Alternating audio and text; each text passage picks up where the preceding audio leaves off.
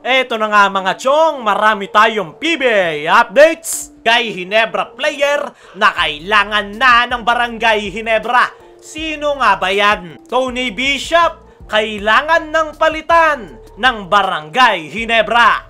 Kagabi nga mga chong, kontra San Miguel Beermen ay nakuha nga ng Barangay Ginebra ang kanilang ikatlong pagkatalo ngayong conference. Kaya naman, meron nga silang 4 wins at 3 losses at bumagsak nga sila ngayon sa 7th spot sa team standings. At alanganin nga ang position na yan kung hindi sila makakalis. At isa nga sa problema ng Barangay Ginebra ay itong kanilang import na si Tony Bishop. Sa laro nga na yan kontra SMB, so 41 minutes playing time nitong si Tony Bishop ay sa 17 shot attempts nito ay 6 lang ang nagawa niyang maipasok.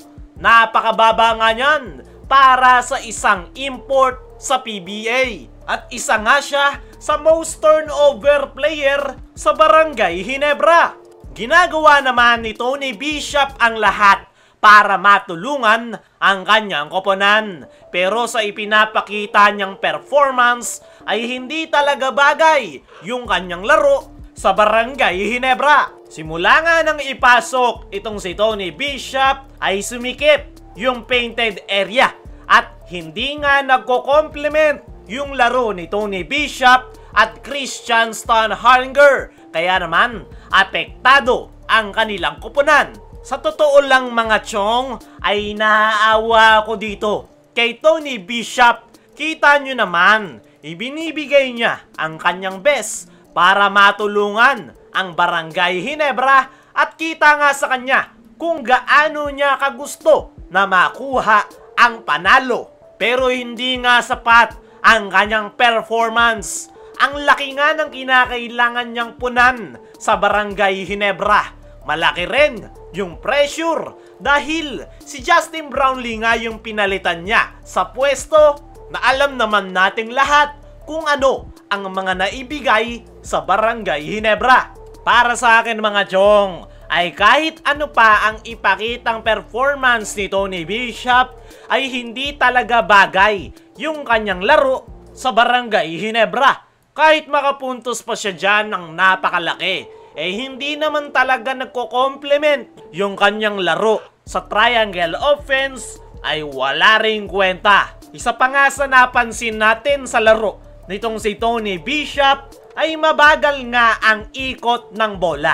Tapos lagi pang nabibitawan, naaagawan at turnovers.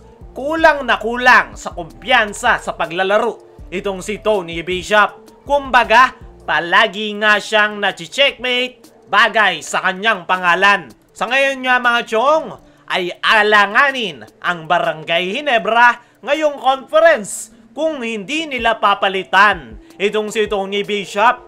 Lalo na ngayon na bumagsak na nga sila sa number 7 sa team standings. Delikado nga sila dyan kapag natapos ang elimination round dahil pwede silang maharap sa twice to win disadvantage. At yan nga ang pinaka-iniiwasan ng lahat ng koponan. Dumako naman tayo dito sa Barangay Ginebra player na kailangan na ng Barangay Ginebra.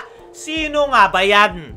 Sa ngayon nga mga chong, ay nakuha ng Barangay Ginebra ang kanilang dalawang magkasunod na pagkatalo sa kamay ng kanilang sister team na San Miguel Beermen. In total, 3 na ang talo ng Ginebra. Pero ano nga ba ang problema ng Barangay Ginebra bukod dito kay Tony Bishop? Isa nga sa nakita nating kulang sa kupunan ni Coach Tim Cone ay itong kanilang all-out guard na si Scotty Thompson.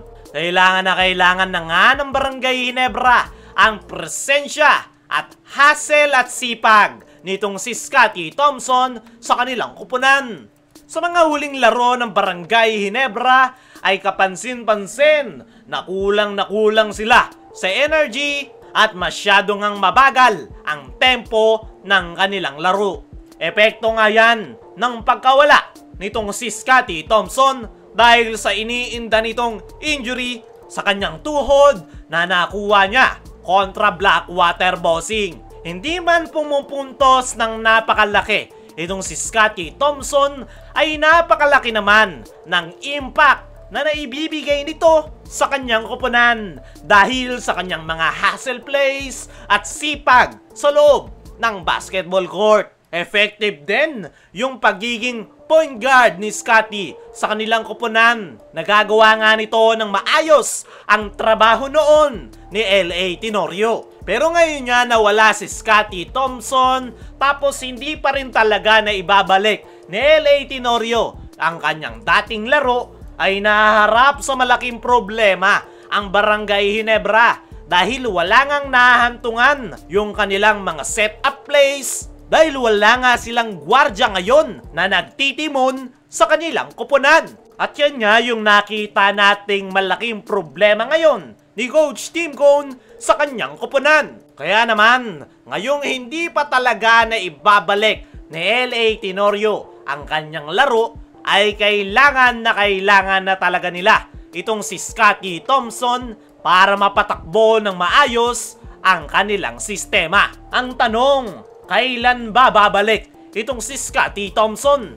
Ayon nga sa ating mga trusted source, ay maganda at mabilis nga daw yung pag-recover nitong si Scotty Thompson sa kanyang knee injury. Wala naman daw malala na nakita sa kanyang tuhod at malaki daw yung chance na makapaglalaro na ito sa Christmas game kontra TNT Tropang Giga. Hindi naman daw nila minamadali si Scotty, pero kailangan na daw talaga nila ito sa ngayon. Ano sa tingin niyo mga chong? Si Scotty ba yung pinakakailangan ngayon ng Barangay Ginebra? I-comment mo lang dyan sa ibaba.